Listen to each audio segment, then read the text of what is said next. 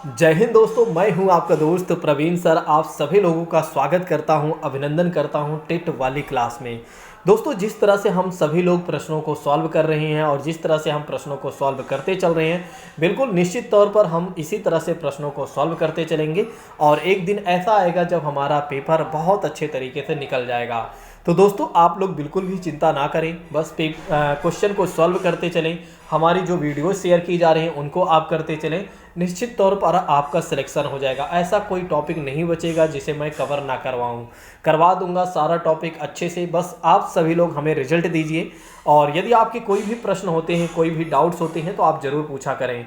तो दोस्तों, आइए बात करते हैं आज के पहले प्रश्न पर कि आज का हमारा पहला प्रश्न है क्या। देखिए, प्रश्न ये है, कक्षा 3 के विद्यार्थियों को भोजन का पाठ पढ़ाते समय अंजलि भोजन संबंधी आदतों में सांस्कृतिक या क्षेत्रीय विविधता पर विशेष ध्यान देना चाहते हैं। दरअसल बात करते हैं, भोजन का पाठ पढ़ाते समय क्या होता है, अंजलि भोजन संबंधी आदतों में सांस्कृतिक या क्षेत्रीय विविधता पर विशेष ध्यान देती है। नीचे दिए गए अधिगम अवसरों में किसके द्वारा विद्यार्थी को वांछित जानकारी दी जा रही है। वांछित का मतलब हो जाता है डिजायरेबल की बात करती हैं, यानी डिजायर या जो चाहता है उस तरह की क्या जानकारी दी जा रही है। पहला ऑप्शन कहता है कि विभिन्न क्षेत्रों या संस्कृतियों के भोजन को दर्शाने वाले चार्ट का उपयोग, उसकी व्याख्या करना। दूसरा ऑप्शन कहता है कि विभिन्न क्षेत्रों या संस्कृतियों के विद्यार्थियों से उनके घरों में खाए जाने वाले भोजन को मंगवा कर या प्रदर्शित करना, सहपाठियों से सूचनाओं का आदान प्रदान करना। और नेक्स्ट ऑप्शन कहता है कि पाठ्य पुस्तक में विभिन्न प्रकार के भोजनों के विषय में दी गई जानकारी और विस्तृत व्याख्या करना और किसी बाहरी भोजन बनाने वाली व्यावसायिक एजेंसी का आग्रह करके विभिन्न प्रकार के विभिन्न क्षेत्रों या संस्कृतियों का भोजन का प्रदर्शन करना। बड़ा ही प्यारा प्रश्न है। प्रश्न में ये कहा जा रहा है दोस्तों कि भोजन का पाठ पढ़ाते समय अंजलि एक टीचर हैं, मैम हैं, और वे क्या कर रहे हैं, भोजन संबंधी आदतों में सांस्कृतिक या क्षेत्रीय विविधता पर विशेष ध्यान देना चाहते हैं। अच्छा, यहाँ पर एक कहा जा रहा है कि अधिगम अवसरों में, अधिगम मतलब सीखने के अपॉर्चुनिटी में अगर देखा जाए तो किसके द्वारा मतलब किसके माध्यम से विद्यार्थियों को, ऐसे कौन सा ऑप्शन है जिससे विद्यार्थी जिस तरह की जानकारी चाहते हैं उस तरह की जानकारी मिल रही हो। बड़ा ही प्यारा प्रश्न है। इसका जवाब जल्दी से दीजिए दोस्तों, इसका जवाब जल्दी से दीजिए। देखिए, अगर हम बात करते हैं इसके चौथे ऑप्शन से चलते हैं, ठीक है। कई बार क्या होता है कि जब हमें पहला ऑप्शन समझ में नहीं आता है तो हमें चौथा ऑप्शन पकड़ लेना चाहिए। किसी बाहरी भोजन बनाने वाली व्यावसायिक एजेंसी का आग्रह करके, देखिए अगर हम बाहरी भोजन बनाने वाले व्यावसायिक आग्रह करेंगे, अगर मतलब एक तरीके एजेंसी का आग्रह करेंगे या बुलाएंगे तो इससे कोई मतलब होगा नहीं। पाठ्य पुस्तक में विभिन्न प्रकार के भोजनों के विषय में जानकारी दी गई है और उसकी विस्तृत व्याख्या की जा रही है, ऐसा भी नहीं है। ठीक है, यहाँ पर ऑप्शन नंबर सी जो है वो भी गलत हो गया।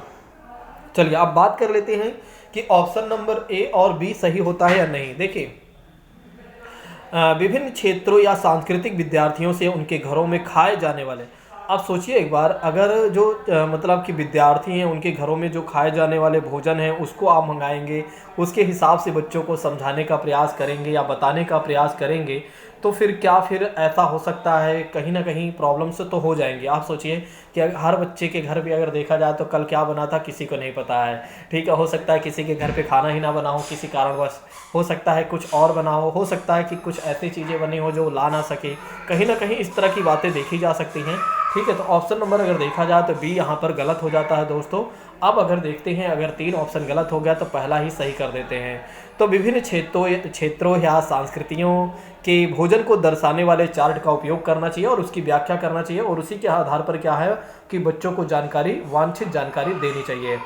आइए अब बात करते हैं इसी के साथ अगले प्रश्न के बारे में। देखिए, आज जो प्रश्न है केवल ये मत सोचिए कि ईवीएस के ही प्रश्न हैं, बल्कि एनसीएफ 2005 से भी मैंने क्वेश्चन पिकअप किया हुआ है और भाषा और अर्जन से संबंधित भी हमने क्वेश्चन पिकअप किया हुआ है।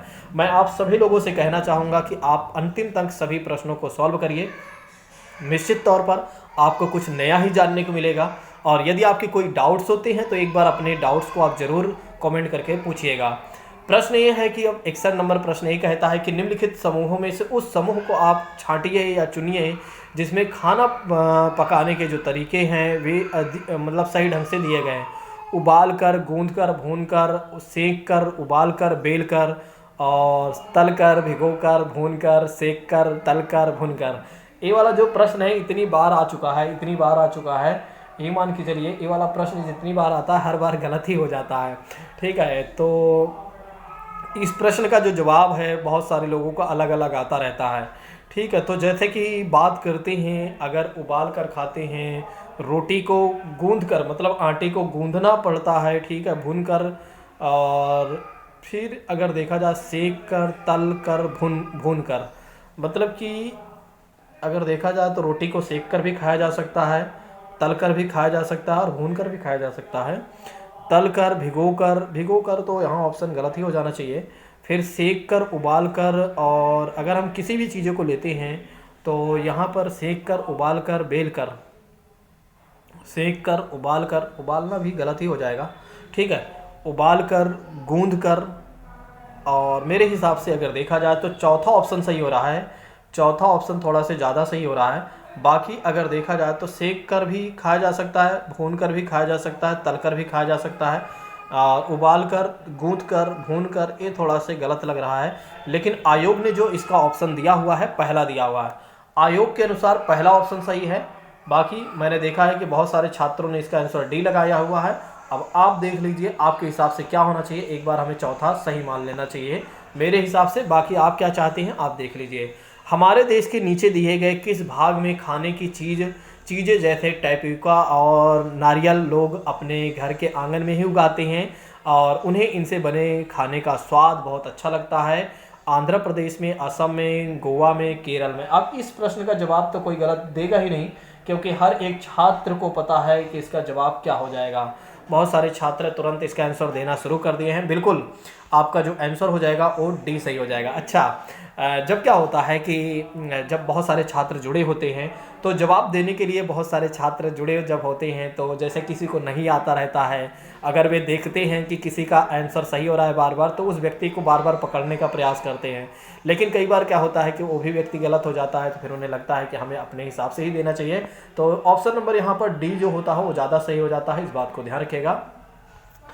प्रश्न ये है अगला कि कोई डॉक्टर एक मरीज को खाने के लिए कुछ दवाइयाँ लिख दे रहा है और साथ ही साथ उससे कह रहा है कि आप गुड़ भी खा लीजिएगा, आंवला भी खा लीजिएगा, हरे पत्तेदार सब्जियां भी खा लीजिएगा, मतलब इस तरह के सुझाव डॉक्टर दे रहा है।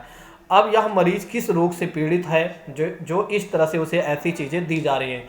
बुखार से पीड़ित है, और मियादी बुखार से, और मलेरिया से, और एनीमिया से। बड़ा ही बेहतर प्रश्न है, इसका जवाब जल्दी से दीजिएगा मेरे प्रिय साथियों। बड़ा ही बेहतर प्रश्न है, जवाब जल्दी से दीजिए। कुछ छात्र इसका जवाब देना शुरू कर दिए हैं। देखिए, अगर हम बात करते हैं पहले ऑप्शन से तो क्या बुखार में ऐसी बातें होंगी? मियादी बुखार की बात करते हैं, मलेरिया, ठीक है, एनीमिया ज़्यादा बेहतर है। एनीमिया जो होता है एनीमिया के लिए हमें गुड़ भी खाना चाहिए जो ब्लड के लिए होता है, और आंवला भी खाना चाहिए, हरे पत्तेदार सब्जियां वगैरह खाना चाहिए। ऑप्शन नंबर जो डी होता है वो सही हो जाता है। कुछ छात्र बड़े ही हैप्पी हुए होंगे क्योंकि उनके जो ऑप्शन है, उनके जो आंसर है बिल्कुल सही है। बिल्कुल बहुत अच्छा, हैप्पी होना भी चाहिए। आपकी जगह मैं होता तो मैं भी ऐसा करता। एक अध्यापक को कक्षा 4 के विद्यार्थियों को हमारे देश के भोजन की सांस्कृतिक विविधता पढ़ानी है। मतलब कि एक तरीके से एक अध्यापक है जो कक्षा 4 के विद्यार्थियों को हमारे देश की जो सांस्कृतिक विविधताएं हैं उनको पढ़ानी है। इस विषय को पढ़ाने के लिए सबसे सर्वोत्तम विधि क्या होगी? बड़ा ही अच्छा प्रश्न है। विभिन्न प्रकार के खाने की चीज़ों के चित्रों को फ्लैश कार्ड दिखाएंगे। अपने देश के विभिन्न राज्यों के विभिन्न लोगों द्वारा खाए जाने वाले विविध भोजन के विषय में विद्यार्थी को प्रोजेक्ट देंगे।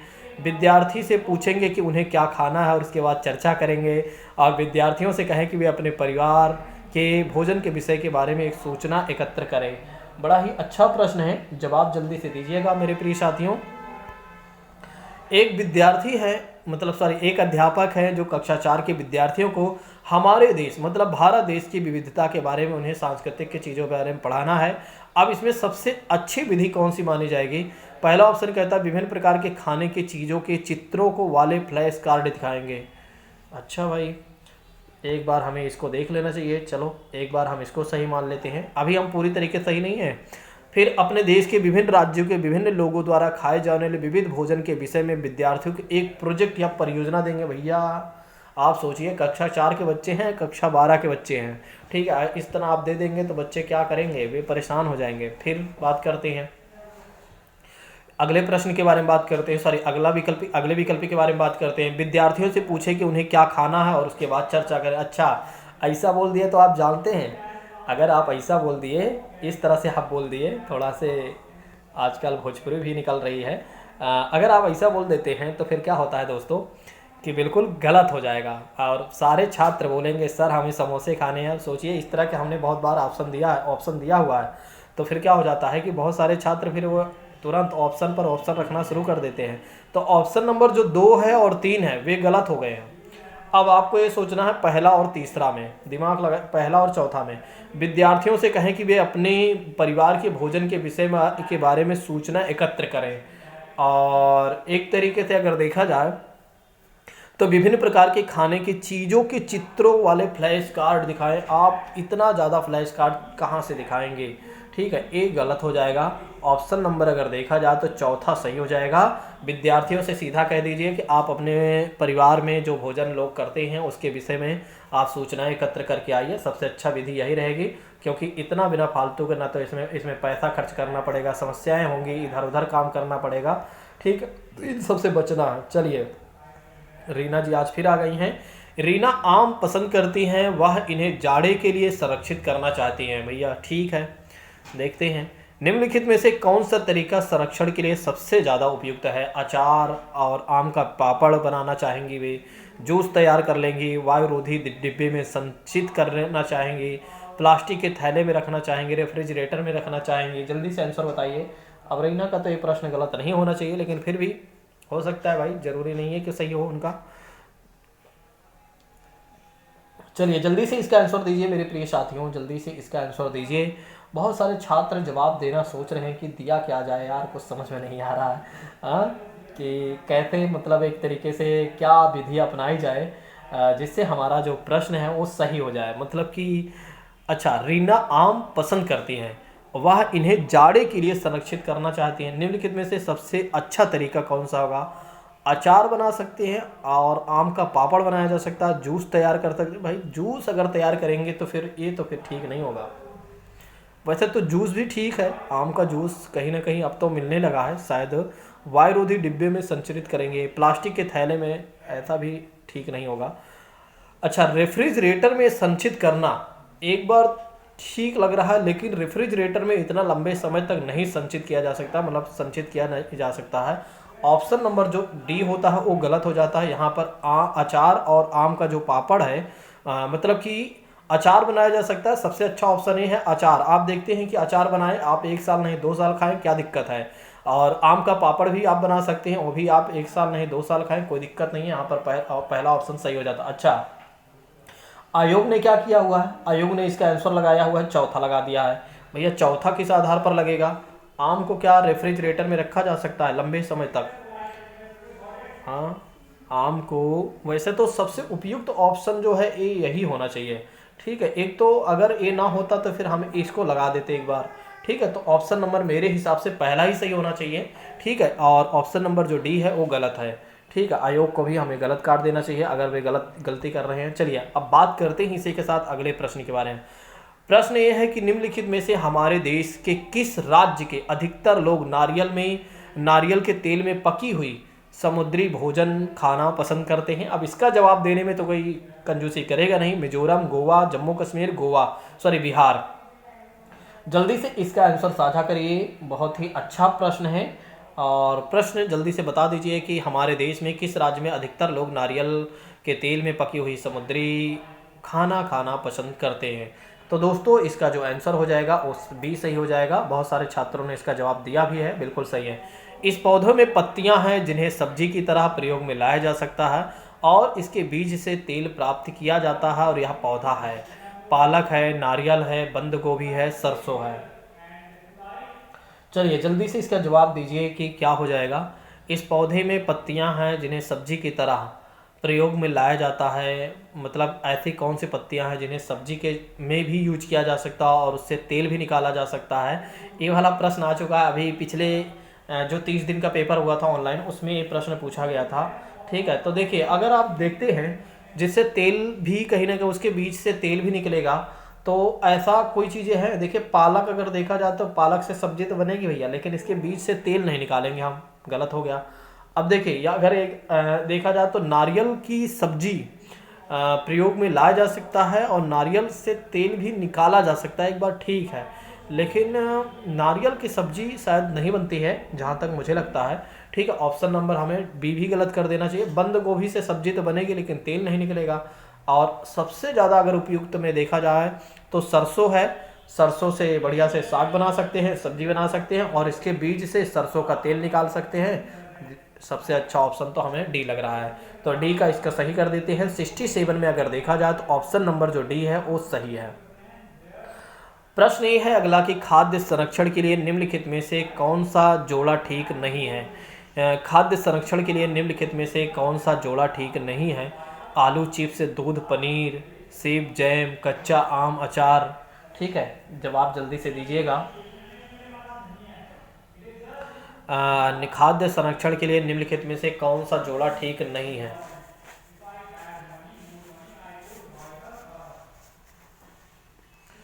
कौन सा जोड़ा ठीक नहीं है,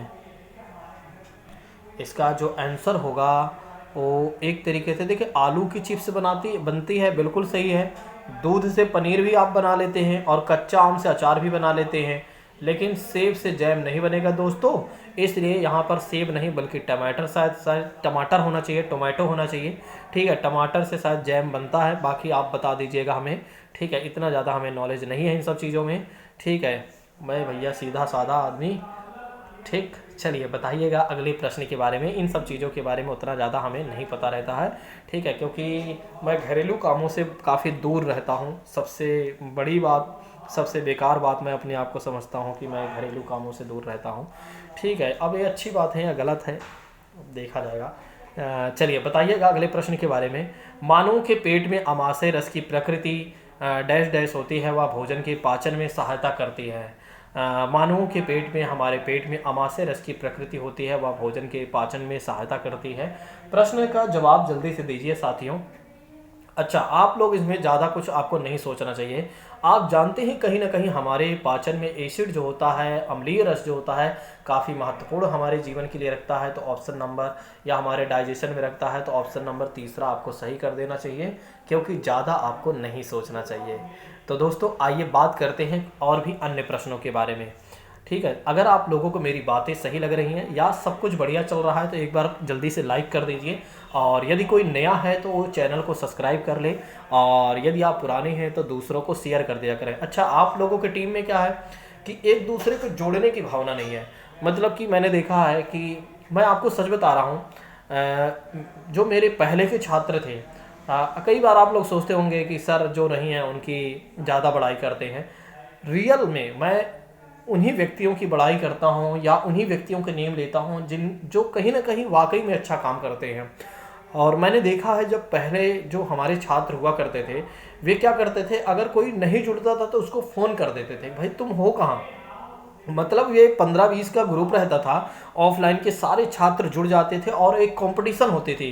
कंपटीशन ये होते थे कि भाई तुम्हारे कितने क्वेश्चन सही हो रहे हैं, ठीक है, तुम्हारे कितने क्वेश्चन सही हो रहे हैं। और कई बार बड़ा ही मज़ा आता था उन सभी को देखकर कि वाकई में ये जो मतलब एक परिवार सा बन गया है और एक परिवार सा ये लोग रहते हैं और उसी परिवार का एक हिस्सा हमें मानते हैं। और बड़े ही मतलब देखिए उन सब में हमने एक खासियत ये देखा कि कहीं ना कहीं भी भावनात्मक रूप से हमेशा हमें जोड़ने का प्रयास किया। और आज भी है, भले ही बहुत सारे छात्र जा चुके हैं लेकिन कभी कभी वे मैसेज वगैरह करते रहते हैं, कभी गुड मॉर्निंग गुड आफ्टरनून करते रहते हैं। कुछ लोगों की जो आदतें होती है ना वो इतनी अच्छी होती है, और कुछ लोग इतने अच्छे होते हैं जो आपके जीवन में आएंगे कुछ समय के लिए और बहुत अच्छा करके चले जाएंगे, और आपको हमेशा उस व्यक्ति की और उस जो भी होगा व्यक्ति जैसा भी होगा जिस रूप में होगा वो आपको हमेशा प्रेरित करता रहेगा। आपको हमेशा ये बातें याद आती रहेंगी कि एक समय था जो बहुत ही अच्छा रहा। ठीक, हमने इस चीज़ को बहुत अच्छे से महसूस किया हुआ है। मैंने पिछले 4 सालों से लगातार पढ़ाने का प्रयास किया। एक शशि नाम की थी, जिसका नेम से आप लोग सोच रहे होंगे शशि तो मेरी मम्मी का नाम है। दरअसल एक शशि थी, शशि जी थी, वे टीचर भी थी। और जब मुझे उन्हें पढ़ाने का मौका मिला पहली बार, मैं आपको थोड़ा सा बताता हूँ अपने बारे में। दरअसल मैं जब 2018 में पहली बार पढ़ाने का शुरुआत किया तो उनका वो एक एक्सपीरियंसफुल टीचर थी और कहीं ना कहीं मैं एक बिगिनर के रूप में था। लेकिन उन्होंने मुझे बड़ा ही सपोर्ट किया। उन्होंने कहा सर आप पढ़ाते ठीक हैं, आपको इस तरह के कंटेंट को आपको देखना चाहिए और ऐसे थोड़ा सा आपको और मेहनत करना चाहिए। और कहीं ना कहीं उन्होंने मुझे बहुत सपोर्ट किया था और उन्होंने जो सपोर्ट किया था मैं उन्हें हमेशा धन्यवाद कहूँगा। और वाकई में मतलब कि एक अच्छे तरीके से उन्होंने हमें गाइड किया कि सर आप पढ़ाते अच्छा हैं और सब कुछ बढ़िया है, बस आप थोड़ा सा इन सब चीज़ों पर मेहनत करिए और ऐसे आप करिए तो थोड़ा सा और अच्छा हो। तो कई बार क्या होता है, कुछ स्टूडेंट्स होते हैं, कुछ ऐसे लोग होते हैं जो हमारे जीवन में बहुत अच्छा करके जाते हैं और जो हमें अपनी चीज़ें छोड़कर चले जाते हैं और जब हमें ज़रूरत पड़ती है या कभी हमें उस बात को पड़ता है या उस कोई बात आती है तो हम बताते हैं। मेरे हिसाब से हर एक व्यक्ति को ऐसा होना चाहिए। कभी किसी व्यक्ति के जीवन में अगर आपको सही करने का मौका मिले ना तो सही कर दो, इतना सही कर दो कि वो व्यक्ति जीवन भर इस बात को सोचे कि वाकई में आज तक हमने कुछ भी किया होगा लेकिन आज जैसे भी मेरा जीवन रहा है लेकिन वो व्यक्ति जो था वाकई में बहुत ही अच्छा था।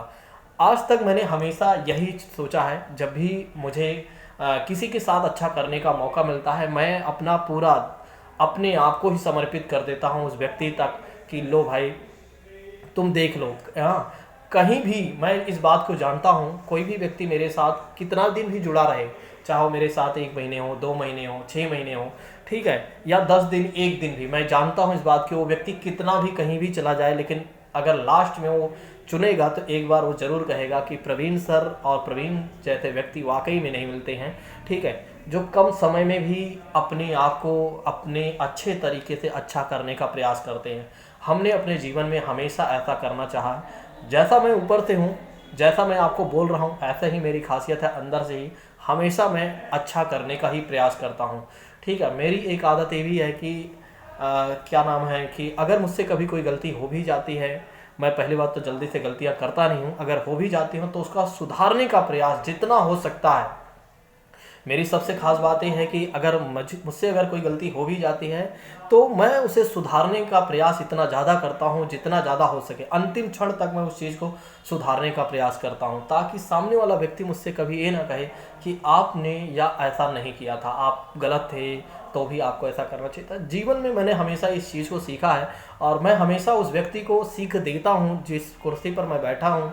मैं हमेशा हर एक व्यक्ति को ये सीख देता हूँ कि हम सभी को ऐसा करना चाहिए। थोड़ा सी बातें ज़्यादा लंबी हो गई होंगी तो इसके लिए दोस्तों सॉरी, लेकिन कभी कभी क्या होती हैं कि जो भावनाएं होती हैं अंदर से वो निकलती हैं, क्योंकि केवल हमारा पढ़ना ही काम नहीं है और हमारा पढ़ाना ही काम नहीं है, बल्कि साथ साथ हमारा काम ये भी है कि आपके व्यक्तित्व का भी निर्माण करना, आपकी पर्सनालिटी को भी डेवलपमेंट करना, ये हमारा काम है।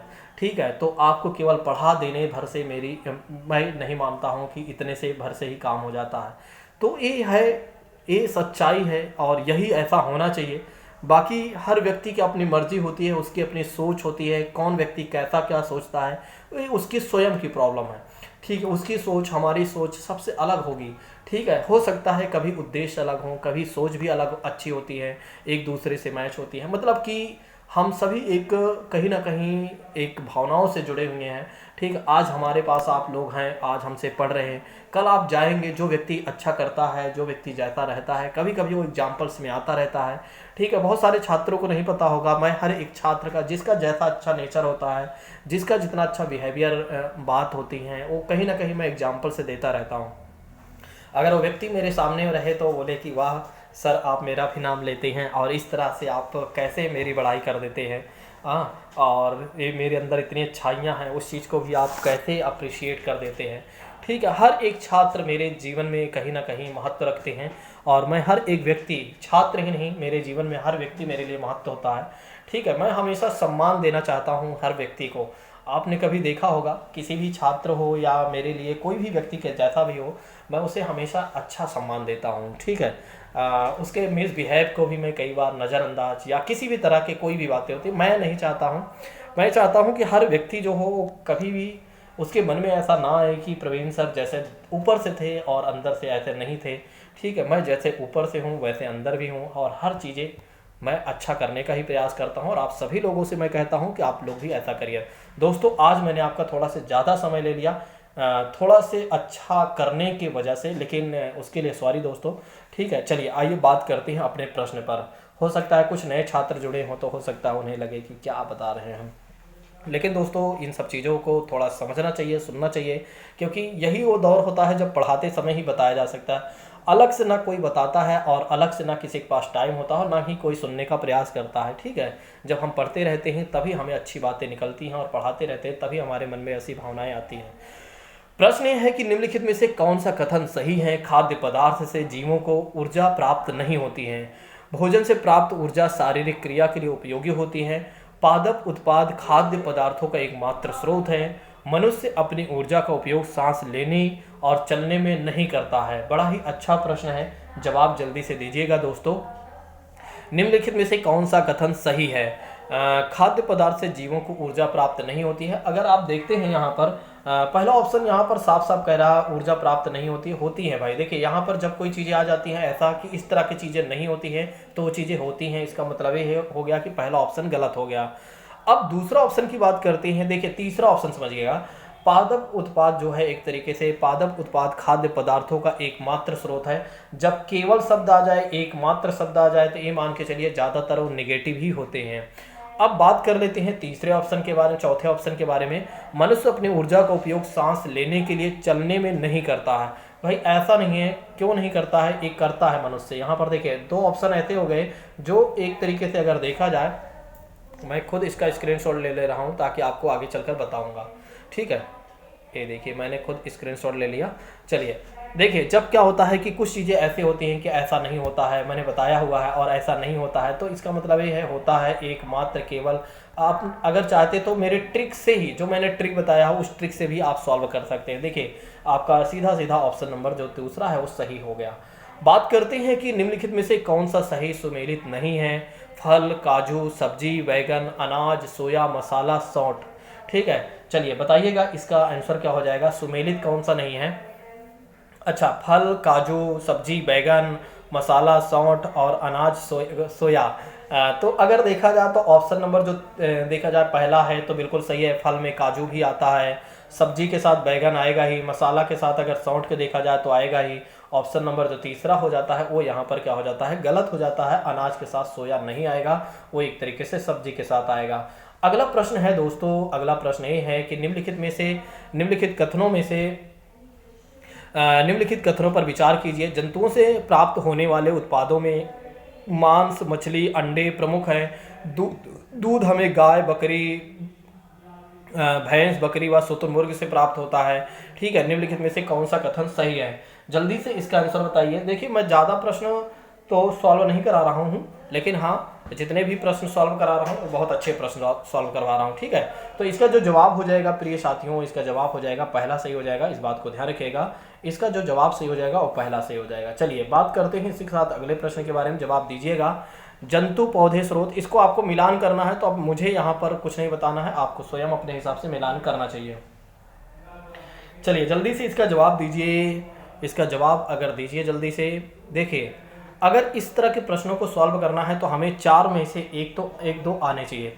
जैसे जंतु पौधे की बात करते हैं तो जंतु पौधे में अगर देखा जाए तो क्या इन तीनों से मैच हो रहा है? नहीं, हमें क्या कर देना है? चौथे से मैच कर देना। अब हमें जहाँ चौथा मिले, पहले के साथ चौथा, देखिए ए है पहला, पहले के साथ चौथा कहाँ पर है? ए है, साफ साफ यहाँ चौथा मिल गया। यहाँ तीसरा था, ये गलत हो गया, ये गलत हो गया, ये गलत हो गया।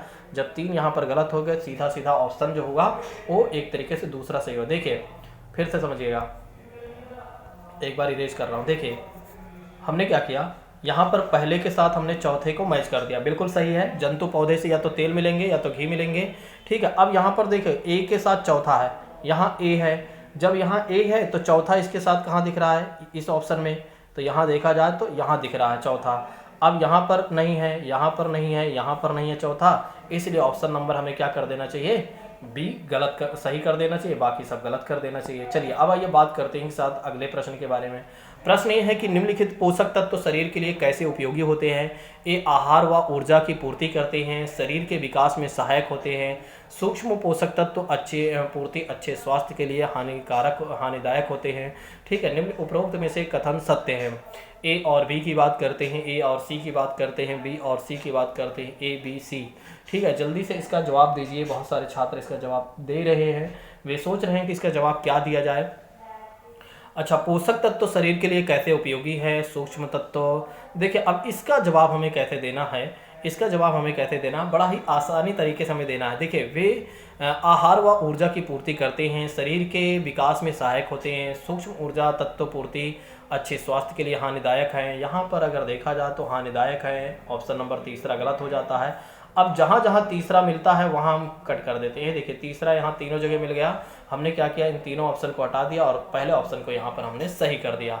ठीक, तो आप देख रहे हैं कि हमने क्या किया, एक ऑप्शन को ढूंढा कि कौन सा गलत है, और जो हमें गलत वाला मिल गया तो हमने क्या कर दिया, सही वाला ढूंढ लिया। सिंपल सी बात इतनी है। अब देखिए, पहला ऑप्शन यहाँ पर सही हो जाता है। चलिए, अगला प्रश्न का आंसर है कि इनमें कौन सा सुमेलित नहीं है, आपको ये बता देना है। मीट, कार्बोहाइड्रेट, अंडा, प्रोटीन, बादाम, वसा और ताजे फल रेशे की बात करते हैं। जल्दी से इसका जवाब दीजिए। मीट के साथ क्या मिलता है। देखिए, अगर देखा जाए तो इसका ऑप्शन जो हो जाएगा पहला सही हो जाएगा। मीट के साथ कार्बोहाइड्रेट नहीं मिलेगा दोस्तों। ठीक है, चावल वगैरह के साथ मिलता है। चलिए, बात करते हैं निम्नलिखित में से किस वर्ग में प्रोटीन की प्रचुरता ज़्यादा है। जवाब जल्दी से दीजिएगा। दूध, आम, गाजर खाएंगे आप, अंडा, मटर, मछली खाएंगे, सोयाबीन, चना, मक्का खाएंगे, सेब, दही, मांस खाएंगे। जो भी खाना है जल्दी से बता दीजिए। जल्दी से जो भी खाना है आपको जल्दी से बता दीजिए कि कौन सा प्रोटीन में ज़्यादा। देखिए, सेब में भी ज़्यादा मिलेगा, दही और मांस में ज़्यादा मिलेगा। ठीक है, तो इस बात को ध्यान रखिएगा। ऑप्शन नंबर जो एक तरीके से देखा जाए, यहाँ पर आम होने की वजह से हमने पहला कट कर दिया। यहाँ पर अगर देखा जाए मटर होने की वजह से हमने बी कट कर दिया। सोयाबीन, चना, मक्का, और वैसे तो सोयाबीन में भी ज़्यादा होता है और चना में भी ज़्यादा होता है, लेकिन मक्का में नहीं होता है उतना ज़्यादा प्रोटीन, इसलिए हमें ये ऑप्शन कट करना पड़ा। ठीक है, इसलिए ऑप्शन नंबर हमें ये वाला कट करना पड़ेगा, नहीं तो तीसरा हमारा ज़्यादा सही माना जाता है। ठीक है, और इसलिए अब हमें क्या करना होगा, चौथा ऑप्शन को सही कर देना होगा। ठीक है, ऑप्शन नंबर चौथा सही है दोस्तों।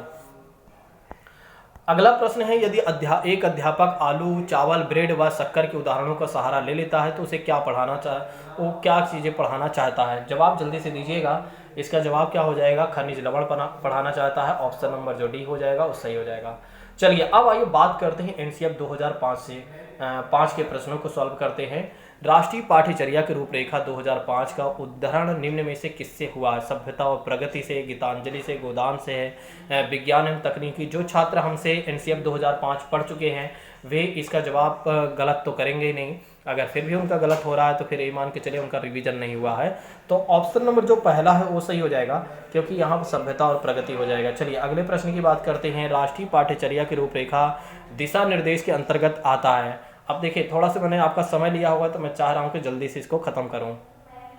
राष्ट्रीय पाठ्यचर्या की रूपरेखा दिशा निर्देश के अंतर्गत आता है। ज्ञान को बाहरी स्कूल के बाहरी जीवन से जोड़ना चाहिए, पढ़ाई रटंत प्रणाली से मुक्त हो और परीक्षा को अपेक्षाकृत सरल बनाना चाहिए, और उपरोक्त सभी। बड़ा ही अच्छा प्रश्न है, जवाब देने में तो आपको बिल्कुल भी कठिनाई नहीं होनी चाहिए। फिर भी अगर आप कठिनाई महसूस कर रहे हैं तो इसका मतलब ये है कि आपने रिवीजन नहीं किया हुआ है, हमने पढ़ाया हुआ है। बिल्कुल, यहाँ पहला, दूसरा, तीसरा सब सही है, उपरोक्त चौथा लगा देना चाहिए। चलिए, अब आइए बात करते हैं एनसीएफ 2005 क्या कहता है। एनसीएफ 2005 कह रहा है कि मार्गदर्शन के सिद्धांतों के विषय में सत्य कथन बताइए। पाठ्यचर्या पाठ्य पुस्तक केंद्रित होनी चाहिए। अधिगम प्रक्रिया के अंतर्गत ना समझ आने वाली अवधारणाओं को रखना चाहिए। स्कूल में प्राप्त ज्ञान को बाहरी जीवन से जोड़ना जाना चाहिए। ऐसी अधिभावी पहचान की अवहेलना करनी चाहिए जो राष्ट्रीय चिंता पर आधारित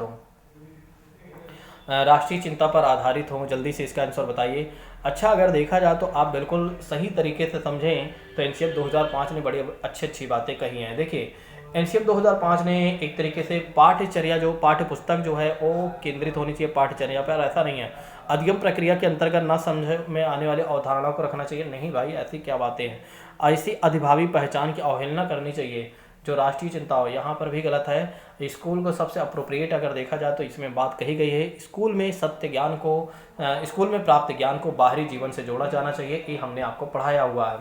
अब आइए बात करते हैं अगले प्रश्न के बारे में। एनसीएफ 2005 के अनुसार सीखना एक ज्ञान के निर्माण की प्रक्रिया है, ज्ञान अवरुद्ध करने की प्रक्रिया है। सीखना व्यक्ति विकास को प्रभावित करती है, उपरोक्त में से कोई नहीं। जल्दी से इसका जवाब दीजिए। एनसीएफ 2005 के अनुसार एक ज्ञान के निर्माण की प्रक्रिया है। जल्दी से इसका जवाब दीजिए। चलिए बात करते हैं इसके आंसर के बारे में। तो इसका आंसर की बात करते हैं तो इसका जो आंसर हो जाएगा वो पहला सही हो जाएगा, यानी कि ज्ञान के निर्माण की प्रक्रिया की बात करते हैं।